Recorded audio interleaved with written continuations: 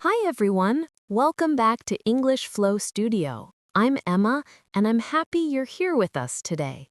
And I'm Ryan. It's good to be with you. I had a slow morning today, the kind where your body wakes up, but your mind takes a little longer to catch up. Yes, I know that feeling well, and it's actually a good place to begin because today we're talking about social anxiety, especially when speaking English. If you ever feel nervous when you talk to people, at work, at school, or in small, everyday moments, you're not alone. Many people feel this way, even native speakers. And before we begin, if you enjoy learning with us, you can subscribe or give this episode a like.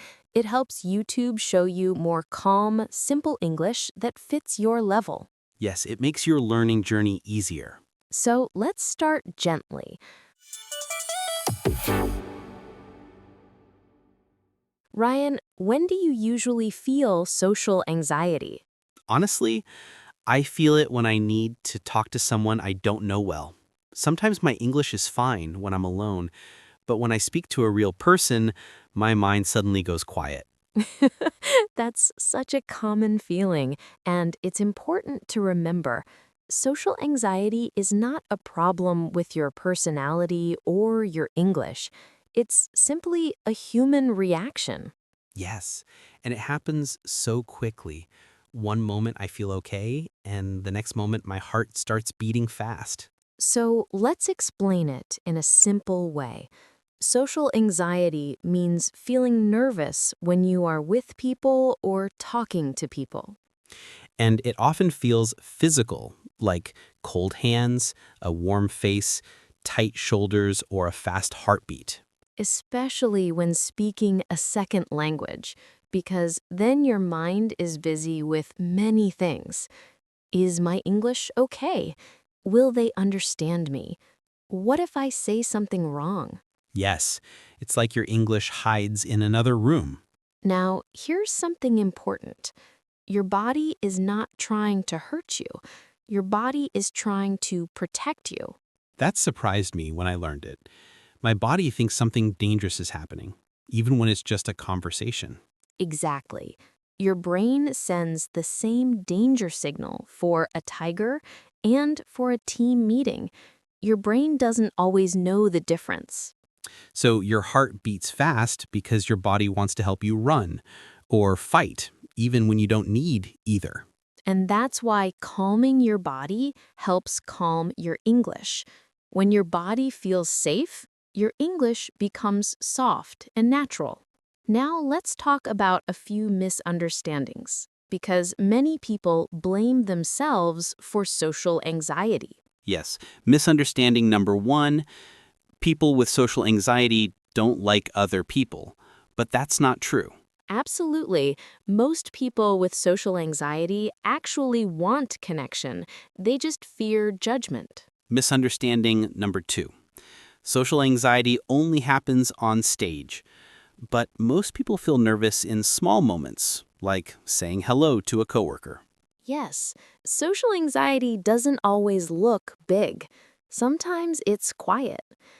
And misunderstanding number three, you can grow out of it. I used to believe that too, but it doesn't magically disappear. The good news is we can learn to manage it. Gently, slowly, step by step. And now that we understand what social anxiety is, let's move into something very practical, real-life situations, especially at work, and how to use simple English that feels safe when you're nervous. Yes. In the next part, we'll look at real examples, meeting new coworkers, joining meetings, asking questions, or asking for help. So stay with us. Let's go to part 2 together. Now that we understand what social anxiety is, let's move into something many people experience every day, using English at work. Yes, work is one of the places where social anxiety becomes very real. There are new people, new tasks, and many small conversations that can make you nervous. And many learners tell us the same thing. I can speak English when I'm alone, but when a real person looks at me, I forget everything. Yes, it's like your English runs away and hides behind a door. So, in this part, we'll talk about real work situations and share simple A2 sentences that help you feel calmer and more confident. Let's begin with something very common: meeting new people on your first day. That's when everything feels big. You want to speak, but you don't want to say too much. A simple sentence is often the best. Like, "Hi, I'm Ryan. I'm new here." Perfect, short, friendly, and very natural. And when I need to explain that I'm still learning, I say, "I'm still learning the work steps." Very clear. And when I can't find something, I ask, "Excuse me, where is the meeting room?" That one always works. It's polite and easy to understand. Now let's move to another moment that makes many people nervous: meetings. Yes. When someone says, "Does anyone want to add something?" my heart always jumps. And that's normal. You can use soft, simple English to join the conversation. When I want to say something, I start with, "Can I say something?" That's such a good A2 entry sentence. And when I want to share my idea gently, I say, "I think." Simple but powerful. And when I agree with someone, I say, "I agree, and I want to add." Very natural, very friendly. Now let's talk about a moment that creates a lot of pressure: when you don't understand something at work. Yes, this used to make me very nervous. I felt embarrassed to ask. But asking for clarity is a normal part of work. When I need someone to repeat, I say, "Sorry, can you say that again?" Simple, polite, and easy. And when I want to understand the next step, I ask, "What do I do next?" Good, very clear. And if I need to know the deadline, I ask, "Is this for today or tomorrow?" That saves so much stress later. And before leaving a meeting, I always check, "Is this the final version?" Yes, that one prevents so many mistakes. Asking for help can also trigger anxiety. Yes, but asking for help doesn't mean you're weak. It means you're responsible. A nice, simple way to ask is, "Can you help me with this?" And when I want someone to check my work, I say, "Can you check this for me?" Or if you want someone to show you the steps, you can say, "Can you show me how to do this?" That's great for new tasks. And now let's move to something lighter: small talk. Many people think small talk needs big ideas, but it doesn't. A2 small talk is enough. For example, "How's your morning?" Or, "Nice weather today." Or even, "Your coffee smells good." These small sentences help people feel comfortable around you. And they help you feel more relaxed too. So that was part 2. We talked about real workplace moments and simple English that helps you speak even when you feel nervous. In the next part, we'll go deeper and explore why social anxiety feels so physical and how calming your body can help your English. Let's go to part 3 together. Now that we've talked about social anxiety at work, let's go a little deeper. Many people ask, why does my body react when I only want to talk? Yes, sometimes my heart beats fast, my face feels hot, or my hands shake, and I don't understand why. I'm just speaking. I'm not in danger. Exactly. And that's the important part. Your body reacts because it thinks you need protection, even when the situation is not dangerous. Let's start with a simple idea. Your body often reacts before your mind understands what's happening. Yes, One moment I feel okay, and the next moment my body jumps into alert mode. Fast heartbeat, tight shoulders, dry mouth. It all comes very fast. Because your brain sends a message. Be careful. Something might go wrong. But the funny part is, nothing is wrong. It's just a coworker saying, "Hi, can we talk for a minute?" Yes, your brain uses the same signal for a loud tiger and for a simple conversation. It doesn't always know which one is a real danger. And that's why social anxiety feels so physical. Your body is trying to help you, just in the wrong moment. Many learners think, I need to stop this feeling. But actually, you don't need to fight it. Yes, when I fight the feeling, it becomes stronger. But when I say, "Okay, I feel nervous, it's fine," the feeling becomes smaller. Exactly. Accepting the feeling helps your body relax. So let's talk about something very simple. Breathing. Breathing is a message to your body that says, you are safe. And the nice part is, you can do this anywhere. At your desk, in the elevator, before a meeting, no one will notice. The A2 version of calm breathing is easy. Breathe in for 4 seconds, hold for 1 second, breathe out for 4 seconds. Let's do it once together.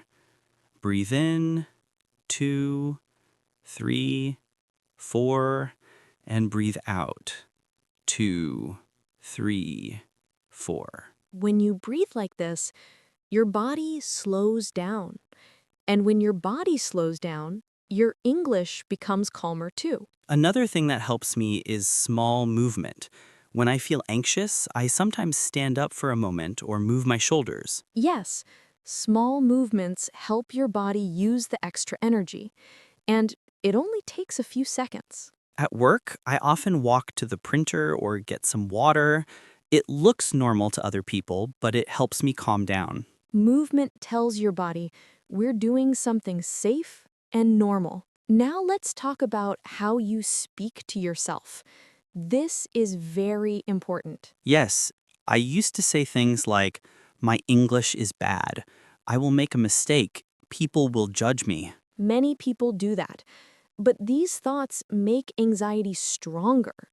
So now I use small, kind sentences like, it's okay, I can speak slowly, I don't need to be perfect, I can try one sentence. These sentences are simple, but they help your body feel safe.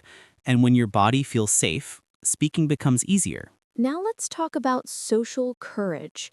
Social courage does not mean you feel no fear. Yes, it means you feel nervous, but you try anyway. And social courage is not loud or big. Sometimes it's very small.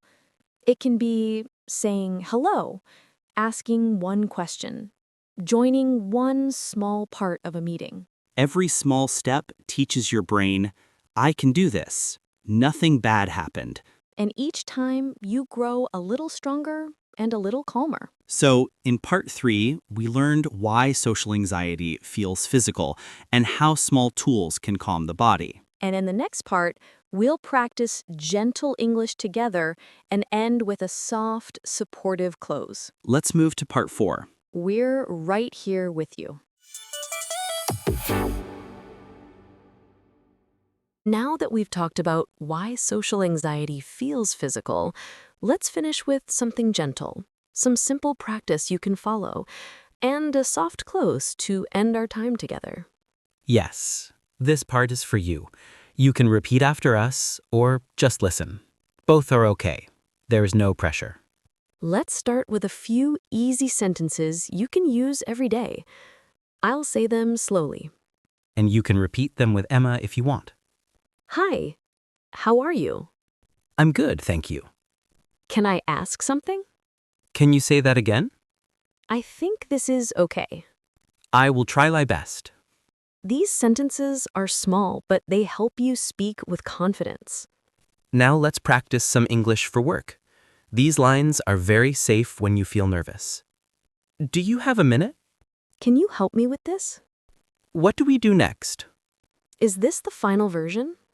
These short questions help you stay calm and clear in busy moments. Sometimes when anxiety is strong, we need a soft first step. Yes, a small sentence that helps us start speaking. I will speak slowly. I need a second, please. I can try one sentence. It's okay to take my time. These sentences help your body relax.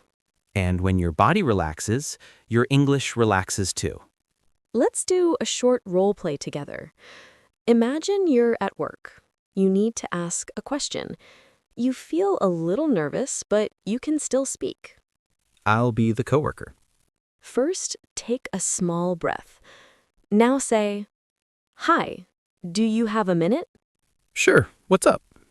Now continue with, "Can you help me with this?" Yes, of course.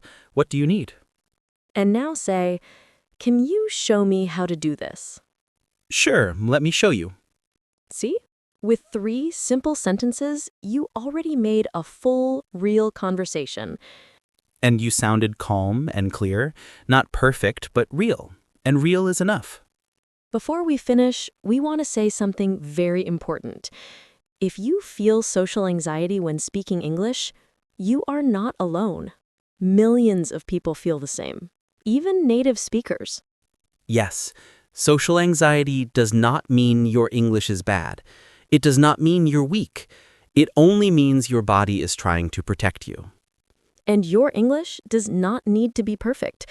It only needs to be real. Simple words are enough. Slow words are enough. Your voice is enough. And every time you try, even one sentence, you grow a little more. You become a little stronger, a little calmer, a little more confident. And if you like learning with us, you can subscribe or give this episode a like. It helps YouTube show you more calm, simple English that fits your level. Yes, it makes your learning easier. Thank you for spending this time with us today. We are so proud of you, and we are here with you every step of the way. See you in the next episode. Take care. And keep speaking. Gently, slowly, and bravely.